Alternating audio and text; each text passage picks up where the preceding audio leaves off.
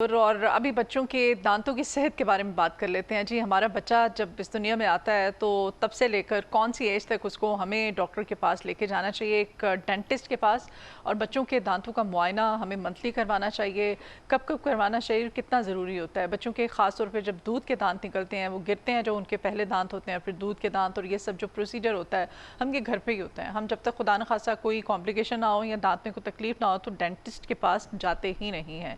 बच्चों के दांतों के मसाइल पे आज हम बात करेंगे, तो इसीलिए हमने अपने मॉर्निंग शो में ख़ास तौर पर इनवाइट किया जी मारूफ डेंटल सर्जन इमरान ज़िया साहब हमारे साथ हैं। डॉक्टर साहब वेलकम करते हैं जी अपने मॉर्निंग शो में आपको। बहुत शुक्रिया। You are most welcome. बच्चों की आज हम दांतों की सेहत के बारे में, पहली बार डेंटल डॉक्टर के पास किस उम्र में बच्चे को लेकर जाना चाहिए? अच्छा सवाल है। मेरे पास लोग आते हैं बड़ी परेशानी के साथ, जी हमारा बच्चा है ये 8 माह का हो गया या 9 माह का, दांत नहीं आ रहे। हाँ। दांत ना आने की टेंशन बहुत होती है, लेकिन दांत आने के बाद उनकी हिफाजत का कोई ख्याल नहीं होता। हाँ, ऐसे ही। अमेरिकन डेंटल एसोसिएशन और American academy of paediatric dentistry, जो बच्चों की डेंटिस्ट्री से मतलब इदारा है, आलमी इदारा, उनका ये कहना है कि बच्चे की पहली सालगिरह पर या उसका पहला दांत आने के 6 माह के अंदर अंदर जो भी पहले आ जाए डेंटिस्ट के पास लेके जाना चाहिए।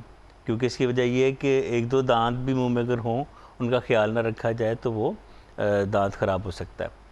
अब इस डेंटल विजिट का मकसद क्या है? जब बच्चा पैदा होता है तो 6 माह के बाद उसके दांत आना शुरू होते हैं। कुछ बच्चों में डिले हो गई 8 से 9 माह की एज में भी आते हैं।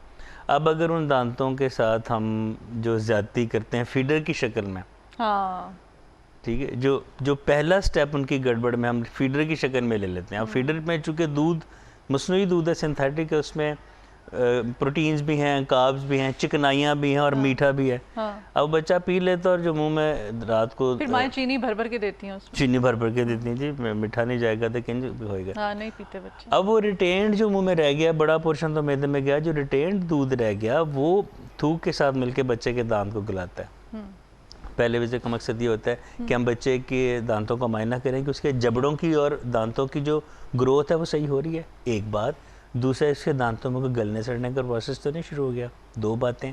फिर हमें उसमें पेरेंट्स के साथ हम एक डिस्कशन करते हैं जिसमें उसकी हम आदतों को देखते हैं कि वो क्या रात को फीडर तो नहीं रखता मुँह में, अंगूठा तो नहीं चूसता, जो बाद में बड़े होके दांत के टेढ़े होने का बायस बनता है। हाँ, और वैसे भी वो जो फीडर है, फीडर का निप्पल भी तो वो अक्सर देखा आपने, जो बच्चे बहुत ज़्यादा फीडर पीते हैं उनके सामने के 2 दांत जो है बाहर को होते हैं। स्पेशली बड़ी क्लोज ऑब्जर्वेशन की आपने। चूसनी उसको कहते हैं, चूसनी, पैसिफायर। हाँ, पैसिफायर, वो जो बच्चों को हम दे देते हैं। फिर जी हमारी माएँ, कॉन्सेप्ट है बच्चे के दांत निकल रहे हैं, वो गम्स उसके बड़े उसको इरिटेट कर रहे हैं, होता है ना, जाहिर है। हाँ जी, हाँ तो वो रिंग्स दे देते हैं, है ना। हाँ जी, टीदर कहते हैं। टीदर रिंग्स जो होते हैं, जो भी वो बच्चे मुंह में उसको लेना, चबाना, वो ये सब प्लास्टिक है आखिर, वो एक मतलब अब किसी अच्छी कंपनी का टीदर जो कि फूड ग्रेड मटेरियल का हो, हाँ। वो लें, तो चूँकि उस वक्त बच्चे को बहुत उलझन हो रही होती है, मसूड़े फाड़ के दांत बाहर आ रहे होते हैं, तो बड़ी इरिटेशन होती है। बच्चा हर चीज़ को मुंह में लेके अपना पेट ख़राब किया होता है क्योंकि हर चीज़ साफ़ नहीं होती। जो टीदर या पैसिफायर या जो भी आप देते हैं तो कोशिश करें कि वो साफ़ सुथरा हो, उसके गले में डोरी डाल के ना लटका दें कि जब उसका दिल कर मुंह में डाल ले। हाँ। जो कि प्रैक्टिस आमतौर पे देखेगी। हाँ। उसको साफ़ करके वो इसलिए गिरे ना, गिरे ना, हाँ, सेफ रहे वो। अच्छा जी, ये और ऐसा है वो जो फीडर का निप्पल होता है उसकी वजह से बच्चों के दांत फिर वो एग्जैक्टली ज़्यादा जो होता क्या कि जब बच्चा सक्शन इफेक्ट देता है फीडर निप्पल के साथ, तो उसका तालु तंग हो जाता है। सिमिलरली जो बच्चे अंगूठा चूसते हैं, थंब सकर्स और बॉटल फीडिंग पे इन बच्चों के दांत बड़े होकर 90% के दांत टेढ़े होते हैं, जो मैंने अपने क्लिनिक ऊपर वाले स्पेशली ऊपर वाले होते हैं, क्योंकि नीचे वाले का वो तो सॉलिड बोन होती है, ऊपर की नरम बोन होती है। तो फिर बच्चों को जाहिर है माएँ मदर फीड पे तो बच्चे आजकल बहुत कम है, तो क्या किया जाना चाहिए? वो फीडर बॉटल तो उनको देनी है, दे दें, लेकिन उनको एक उनका ड्यूरेशन कम कर दें। यानी कि जो बच्चा आधा घंटा फीडर पे लगा रहता है उसको 10 से 15 मिनट पे लें, फ्रीक्वेंसी कम करें और उसको रात सोने से वेल बिफोर आधा पौना घंटा पहले दे दें। उसके सोते हुए मुंह में फीडर नहीं होना चाहिए। सोते हुए उसका मुंह बिल्कुल कुल्ली करा के, ब्रश करा के, या इवन कोई गीला टिश्यू मुंह में फेर दें अगर वो ब्रश पे नहीं आता, बहुत छोटा है तो, मतलब मुंह साफ हालत में हो सोने से पहले।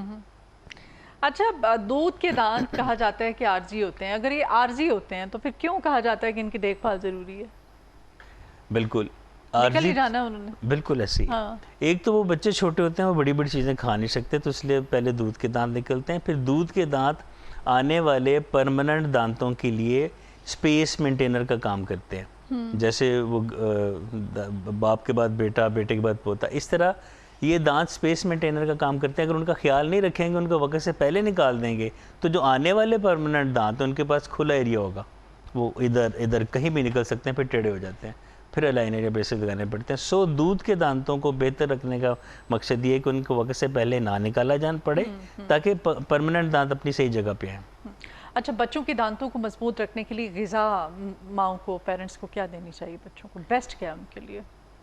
बेस्ट ये कि ऑर्गेनिक्स हैं, लाइक कच्चे सैलड्स वगैरह, सेब, नाशपाती, आड़ू। किस एज में देना शुरू कर देने चाहिए बच्चों को? बस जैसे वो साल एक के करीब हो जाए इसकी एज, तो उसको आपके साथ हर वो चीज़ खानी चाहिए जो आप खाते हैं, दस्तरखान पे बैठ के सब चीज़ें बच्चों को देनी फल चाहिए। तो खासतौर पे फल। और बच्चों के दांत साफ करने का दुरुस्त तरीका क्या होता है? टूथपेस्ट कब से इस्तेमाल करवाना चाहिए बच्चों को? ये सब कितना ज़रूरी है?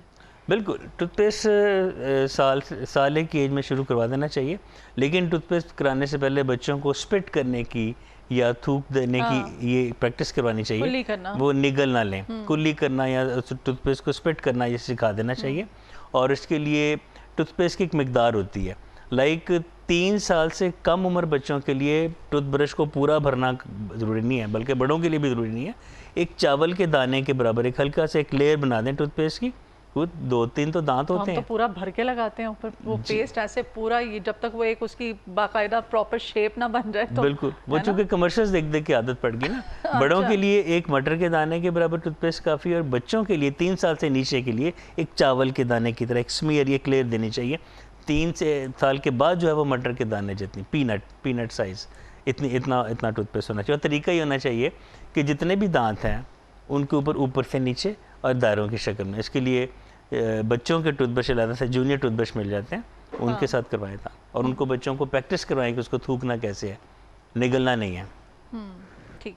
पेस्ट कौन सा बच्चों के लिए रिकमेंड करेंगे आप? कैसा होना चाहिए? क्या हमें बच्चों के लिए टूथपेस्ट, क्योंकि हमारे घरों में मूल तौर पर एक ही टूथपेस्ट होता है, सब वही यूज़ कर रहे होते हैं, और ये सही है, कर सकते हैं? नहीं, डेंटिस्ट के पास जाके मशवरा करना चाहिए, क्योंकि जूनियर टूथपेस्ट अलग से होती हैं, बच्चों के अलग। हाँ, उसमें फ्लोराइड तो होता ही है, उनकी अट्रैक्शन के लिए कुछ फ्लेवर डाल दिए जाते हैं, स्ट्रॉबेरी फ्लेवर है, कोई पाइनएप्पल फ्लेवर है, तो फ्लेवर से ज़रा बच्चे अट्रैक्ट होते हैं। अदरवाइज़ अगर हम अपने वाली बड़ों वाली देंगे तो हो सकता है स्मेल से ही, उनके जायके से बच्चे इरिटेट होकर टूथपेस्ट की तरफ आए ही ना, तो बेहतर है कि डेंटिस्ट से मशवरा करके।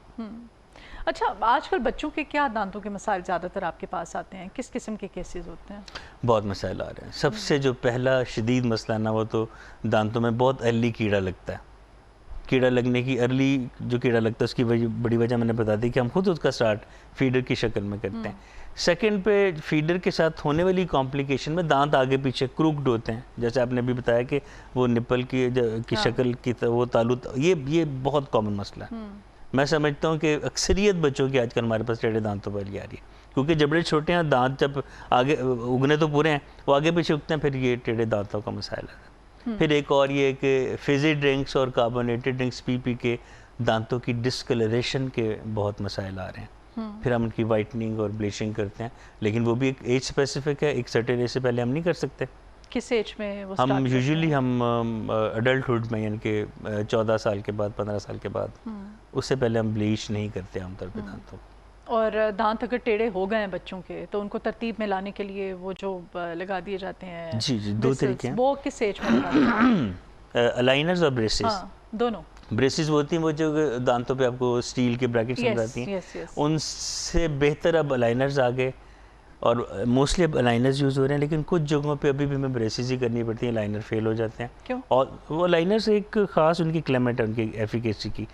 ब्रेसेस बहुत एक बारीक इल्म है, लेकिन ब्रेसेस के साथ कुछ ऐसे इफ़ेक्ट्स हैं जिनके साथ क्या मरीज़ मुंह साफ़ नहीं रख सकता, मुंह से स्मेल आती रहती है, क्योंकि ब्रैकेट्स लगी हुई है, लेकिन खाना फंस जाता है, सफाई सही नहीं होती। इनको देखते हुए अलाइनर्स बनाए गए। अलाइनर्स बहुत अच्छी प्रोडक्ट है, मैं खुद बहुत से केस अलाइनर के कर रहा हूँ, लेकिन कुछ जगहों पे हमें फिर ब्रेसेस पे जाना पड़ता है। उसकी क्या कॉम्प्लिकेशंस होती हैं जो आप ब्रेसेस को प्रेफर करते हैं?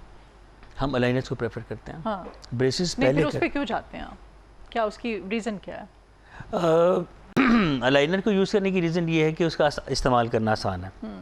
जैसे अब तंग वो होते हैं रिमूव कर लेते हैं आप? रिमूव कर और लेते फिर हैं। दोबारा लगा लेते हर खाने पे रिमूव करना है, हर कुछ से चाय कॉफ़ी पीनी रिमूव करना है। ब्रेसेस में है कि उनके वो हर वक्त Fix लगे है। रहते हैं, वो फिक्स रहते हैं।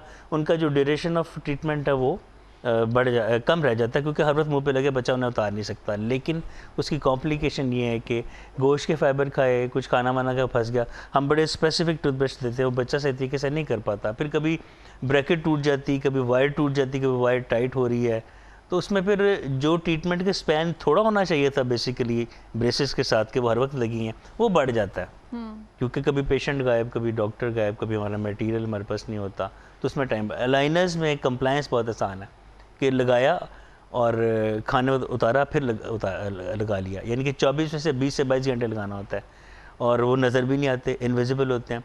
बच्चा बड़े एतमाद के साथ कॉलेज, यूनिवर्सिटी, स्कूल या इवेंट्स पे जा सकता है। और बड़े भी हाँ, सेम। तो दोनों के अपने अपने फ़ायदे हैं, अपने अपने नुकसान हैं। ठीक हो गया, बहुत शुक्रिया जी डॉक्टर इमरान ज़िया साहब आपके आने के लिए, आप तशरीफ़ लाए हैं। आज के इस मॉर्निंग शो से इजाज़त दीजिए जी, अपना बहुत ख्याल रखिएगा। और जाते जाते हमारा पैगाम आपके लिए ये है कि ज़िंदगी की जो असल खूबसूरती है वो एहतराम, मोहब्बत और एक दूसरे की इज़्ज़त करने में है। आए आज अहद करते हैं कि हम सिर्फ अपने जब घर से बाहर होते हैं सिर्फ एक दिखावा नहीं हमने करना है, वाकई इसको प्रैक्टिकल करके दिखाना है और अपने घर से इसका आगाज़ करना है। घर में, फिर उसके बाद आपके ऑफिसेज आ जाते हैं, आपकी सोसाइटी आ जाती है, आपका अपना मुल्क आ जाता है। सबके साथ मोहब्बत के साथ हमने मुस्बत सोच के साथ, सच्चाई के साथ, खलूस नीयत के साथ पेश आना है।